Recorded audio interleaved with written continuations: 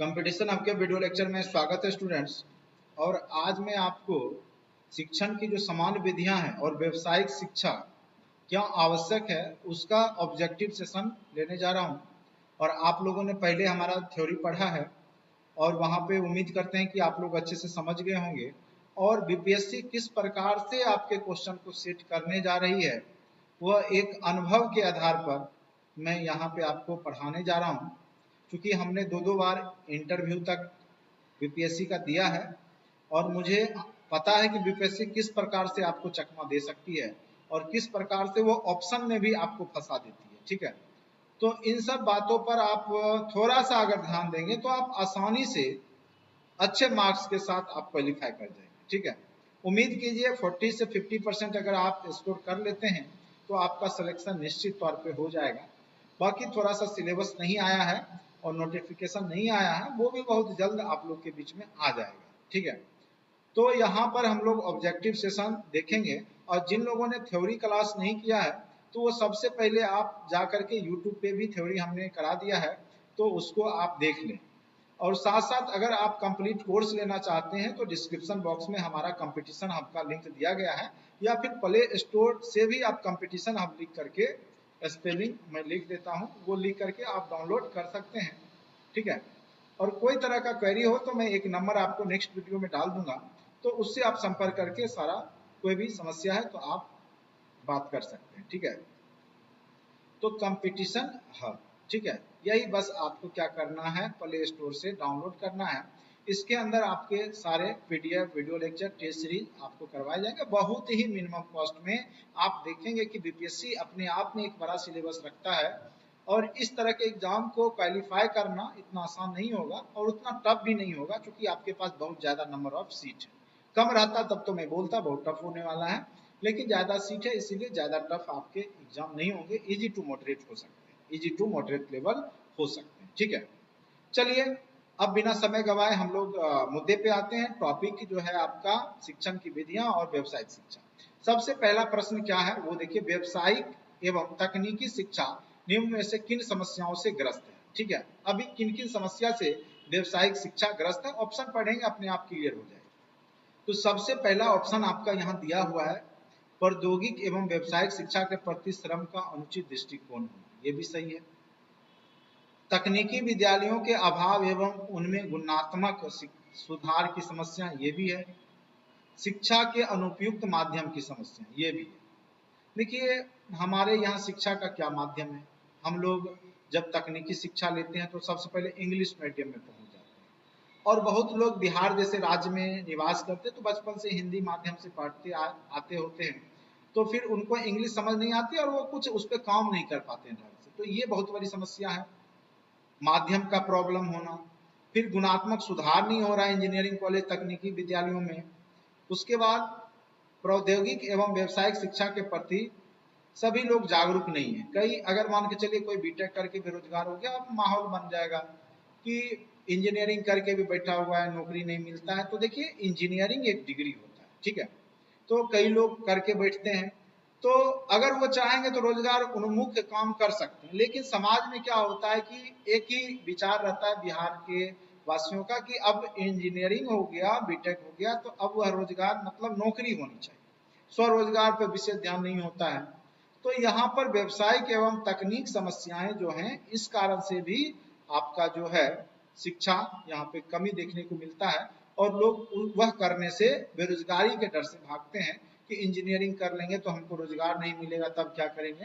तो ये भी आपकी समस्या है। तो तीनों जब तीनों है, अगर दो भी मिल गया हमको लग गया ये दोनों हमको समझ आ गया कि ये दोनों तो उपयुक्त है तो एक ऑप्शन बीपीएससी आपको क्या दे देगा, एक से अधिक वाला। ठीक है, तो उसमें आप क्या क्लिक कर देंगे, जो भी है ऑफलाइन ही होगा तो एक से अधिक में आपको कलर कर दें, इसलिए आपका आसान हो जाएगा। ठीक है, अब देखिए प्राचीन समय में शिक्षा का मूल में क्या था। तो प्राचीन समय में देखिए शिक्षा का जो मूल उद्देश्य होता था वो आपका व्यवसायिक ही होता। ठीक है, सामाजिक दृष्टिकोण विद्यता संबंधित दृष्टिकोण एक से अधिक तो नहीं। तो मेन उद्देश्य क्या होता था प्राचीन समय में पढ़ाई लिखाई का, कि व्यवसायिक उनका जो है उन्नति। ठीक है, तो इसका आंसर व्यवसायिक दृष्टिकोण का विकास। शैक्षणिक संरचना के अंतर्गत निम्नलिखित में से किस बिंदु पर ध्यान देना चाहिए? व्यवसायिक स्वरूप पे, धार्मिक स्वरूप पे, आर्थिक संरचना पर, एक से अधिक। ठीक है, तो इस तरह का मेन रूप से शैक्षणिक संरचना पे हमें क्या करना होगा वर्तमान समय में कि व्यवसायिक स्वरूप पर विशेष ध्यान देना होगा कि जो स्टूडेंट पढ़ेंगे, जो आप यहाँ इतना मेहनत करके ग्रेजुएशन करेंगे या डिग्री लेंगे, क्या उनको रोजगार मिल पाएगी? तो व्यवसायिक स्वरूप पर विशेष ध्यान देने की आवश्यकता है। उसके बाद है नेक्स्ट प्रश्न है, निम्नलिखित में से किस भारतीय विचारक के द्वारा कहा गया है आधुनिक शिक्षण पद्धति में शिक्षा प्राप्ति के बाद विद्यार्थियों का क्या है, विद्यार्थियों का गृहस्थ जीवन में प्रवेश करना एक हनुमान कूद है? तो ये बहुत बड़े विचारक हैं विनोबा भावे, और इससे प्रश्न बीपीएससी ने पूछा भी था कि विनोबा भावे कहाँ से थे। ठीक है, महाराष्ट्र से हैं। तो यहाँ पर तो इन्होंने बोला था कि आधुनिक शिक्षण पद्धति में शिक्षा पद्धति के बाद विद्यार्थियों का गृहस्थ जीवन में प्रवेश करना एक हनुमान कूद के समान है। तो यह बात किसने कहा था? तो विनोबा भावे। यह एक समाज सुधारक भी थे, एक शिक्षाविद भी थे। ठीक है, तो ये याद रखना। विनोबा भावे का उद्देश्य थे शिक्षा के ज्ञान, सामाजिक विकास, सह व्यवसायिक आवश्यकता से जोड़ना। शिक्षा ज्ञान, सामाजिक विकास, सह व्यवसायिक आवश्यकता से जोड़ना, ये दोनों ऑप्शन सेम ही है। शिक्षा के ज्ञान, सामाजिक विकास, देखिए तीनों ऑप्शन टाइपिंग मिस्टेक से आपका हो गया है, एक ही हो गया है। ठीक है, तो ये यहाँ पे मिस्टेक है, तो यहाँ पे ऑप्शन अलग होगा, यही इसका आंसर होगा। शिक्षा के ज्ञान और सामाजिक विकास सह आवश्यक, यहाँ पर एक से अधिक वाला आंसर हो जाएगा। यानी ये ऑप्शन थोड़ा सा टाइपिंग मिस्टेक है, इसके और भी होते तो यहाँ पे इसके अनुसार आंसर एक से अधिक हो जाएगा। भारत में वर्तमान राजग जो सरकार है उसके द्वारा शिक्षा का किस दिशा में मोड़ा जा रहा है? तो ये सरकार बदलते रहती है, लेकिन वर्तमान शिक्षा इतना जानिए कि वर्तमान में भारत की शिक्षा किस ओर मोड़ा जा रहा है? तो पूंजीवादी अर्थव्यवस्था की ओर। हमारा देश किस अर्थव्यवस्था की ओर बढ़ रहा है? तो पूंजीवादी। अभी वर्तमान में ऐसे अर्थव्यवस्था है कौन सा? तो मिश्रित अर्थव्यवस्था है। भारत में किस प्रकार की अर्थव्यवस्था है? मिश्रित, यानी समाजवादी और पूंजीवादी दोनों है। जिस प्रकार से यहाँ निजी उद्योग है, जैसे निजी स्कूल है, उसी प्रकार सरकारी विद्यालय है। ठीक है, तो दोनों है। तो समाजवादी मतलब आपका सरकारी और पूंजीवादी मतलब निजी व्यक्ति का। तो भारत में आपका बिहार हो चाहे भारत हो, दोनों में अभी वर्तमान में क्या है? मिश्रित अर्थव्यवस्था है। लेकिन आने वाले समय में या शिक्षा भी मिश्रित के रूप में ही है, लेकिन आने वाले समय में पूंजीवादी की ओर हमारा बढ़ रहा है। ठीक है, महात्मा गांधी ने अपनी शिक्षा संबंधी सिद्धांत में निम्न में से किस पर अधिक बल दिया था? सत्य एवं अहिंसा, ब्रह्मचर्य एवं मानवीयता, स्वावलंबन एवं नैतिकता। तो यहाँ पर जो इसका एग्जैक्ट आंसर हो जाएगा कि सत्य अहिंसा पे भी बल दिया था, ब्रह्मचर्य एवं मानवीयता पर भी किया था, स्वावलंबन और नैतिकता पे भी इन्होंने जोड़ दिया था। इसीलिए इसका सबसे ज्यादा उपयुक्त आंसर क्या हो जाएगा? एक से अधिक। ठीक है, अब थोड़ा सा नेक्स्ट प्रश्न पे आते हैं। किस भारतीय विचारक का यह विचार है कि उद्योग सामूहिक कार्यशीलता पर आधारित होने चाहिए? ट्रस्टीशिप का सिद्धांत। तो आपको पता ही होगा मोहनदास करमचंद गांधी ने ही ट्रस्टीशिप का सिद्धांत दिया था कि मिलजुल करके उद्योग में सबकी सहभागिता होनी चाहिए, सहभागिता आधारित उद्योग धंधे होने चाहिए, कुटीर उद्योग, यानी मिलजुल करके, यानी उसके जो सदस्य होने चाहिए कंपनी के वो लेबर भी होने चाहिए। ठीक है, और इनकम का सब में बांटना चाहिए बराबर। तो ये सिद्धांत महात्मा गांधी का ही है, याद रखेंगे।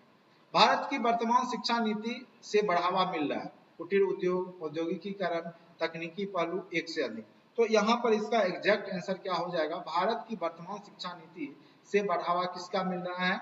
तो तकनीकी पहलू का। किसका बढ़ावा मिल रहा है? सॉरी औद्योगिकीकरण। ठीक है, भारत में किसका मिल रहा है? औद्योगिकीकरण को यहाँ पर बढ़ावा मिल रहा है।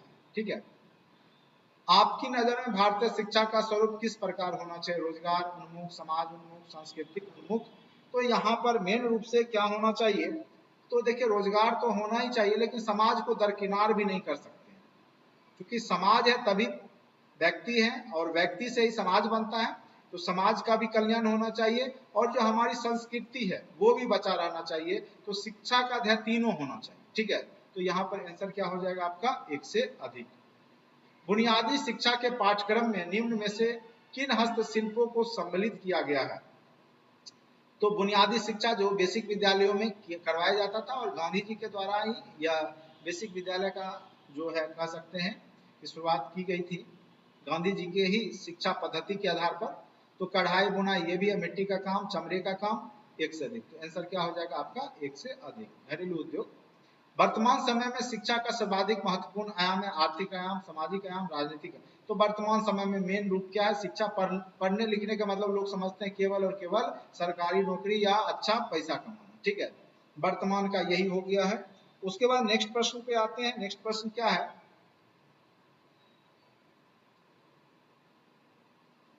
इस विद्वान ने कहा यदि एक व्यक्ति अपनी जीविका नहीं कमा सकता तो यह गंभीर भय है कि अपने चरित्र का पतन करेगा और वह दूसरे को हानि पहुंचाएगा। देखिए, अगर आपका समाज में शिक्षा का अभाव होगा तो क्राइम बढ़ता है, तो ये बात बिल्कुल सही है, ठीक है।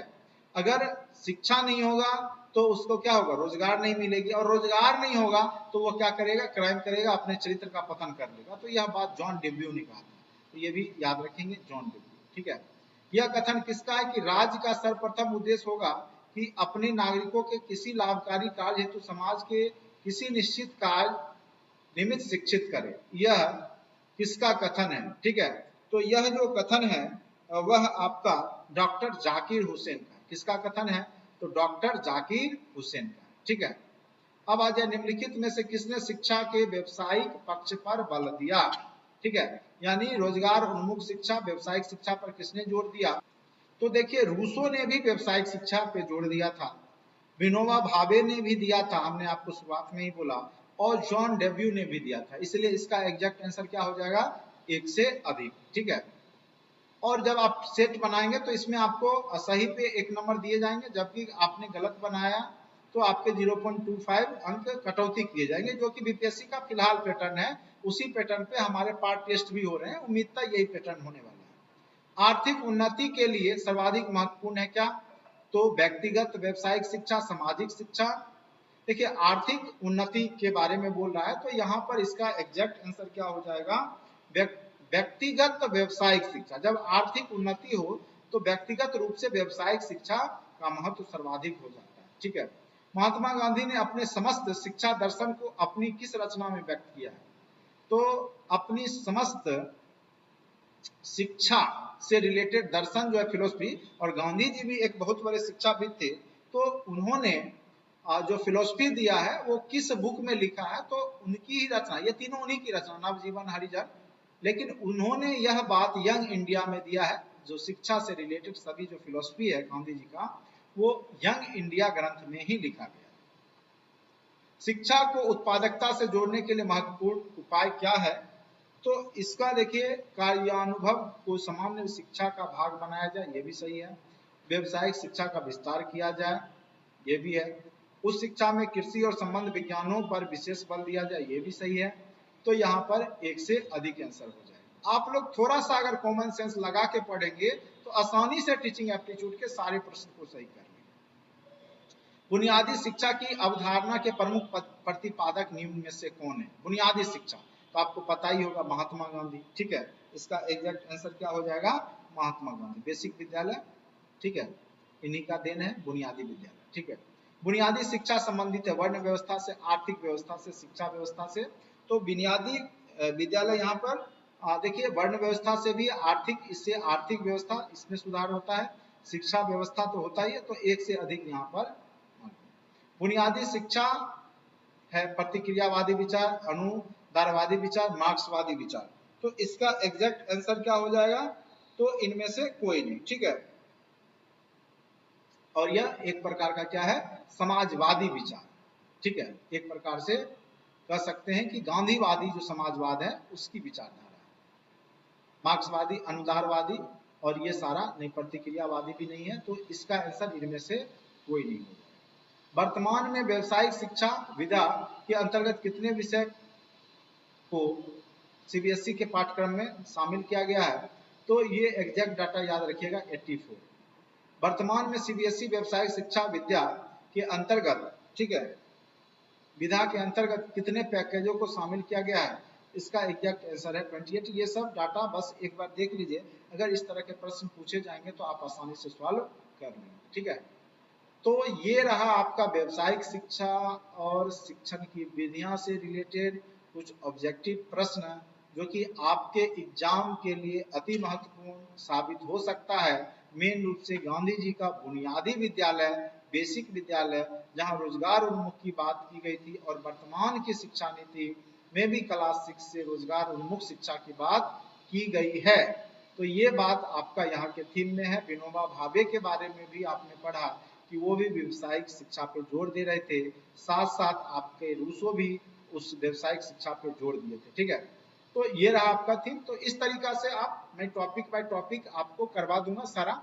कम से कम तो 30 से 40 लेक्चर आपके टीचिंग एप्टीट्यूड के मैं लूंगा, और साथ साथ ऑब्जेक्टिव भी आपको कराता रहूंगा, जिससे कि आपके प्रश्न वहां पे अगर इस तरह के प्रश्न पूछे जाएंगे तो आप आसानी से उसका सही जवाब दे सकते हो सकता है कोई प्रश्न में अगर त्रुटि रह गई हो तो उसके लिए मैं माफी चाहूंगा, और आप लोग अपने भी बुद्धि विवेक का यहाँ पे प्रयोग करेंगे, केवल हमारे ही बुद्धि विवेक से नहीं बल्कि अपने भी, क्योंकि यह साइकोलॉजिकली सब्जेक्ट होता है, मनोवैज्ञानिक आधार पे यहाँ पे आप निकालते हैं आंसर, तो ऑप्शन में आपको फंसाया जा सकता है। बीपीएससी है और ये ऐसा प्रयास करेगी कि आपको ऑप्शन में ही फंसा दे। ठीक है, तो वो उस समय आप अपने दिमाग का प्रयोग करेंगे, ना कि हमने इस तरीका से बताया था तो वही चीज आप कर देंगे। ऑप्शन देख करके, क्वेश्चन देख करके, तो उसके हिसाब से अपना दिमाग का यूज करेंगे। ठीक है, तो आज के वीडियो लेक्चर में इतना ही। अगर अच्छा लगता है तो सब्सक्राइब कर लें चैनल को, लाइक करें और दोस्तों के बीच में शेयर जरूर करें। अगर कोर्स से जुड़ना चाहते हैं, अभी आपके पास टाइम है, अभी आप अच्छा तैयारी कर सकते हैं, चाहे टीचिंग हो, चाहे आपका जीके जीएस हो, हम आपको संपूर्ण तैयारी करवाएंगे अच्छे से, बेहतर तरीके से, और उम्मीद करेंगे कि आप बेहतर अंकों के साथ पास होंगे। ठीक है, पॉजिटिव सोचे। ठीक है, कभी भी निगेटिव नकारात्मक लोगों से दूर रहें, पॉजिटिव सोचें, और आप ही का होगा। और सीट 1-2 नहीं है, 2.5 लाख सीट है, इसीलिए डरने की कोई बात नहीं है। हम लोगों ने 200-200, 300-300 सीट में फाइट किया था और इंटरव्यू तक गया, और आप लोग के पास तो 2.5 लाख सीट है, तो निश्चित तौर पे आपका चयन होगा। ठीक है, और एक तो परीक्षा पास करना है, कौन सा आपको प्री मेंस इंटरव्यू के दौर से गुजरना है। हाँ, एक सीटीईटी आपने निकाल लिया, उसी आधार पे 50% क्वेश्चन होंगे और 50% क्वेश्चन जीके जीएस होंगे, बस उसके आधार को बना के आप थोड़ा सा बेहतरीन तैयारी करें। तो आज के लिए इतना ही, धन्यवाद।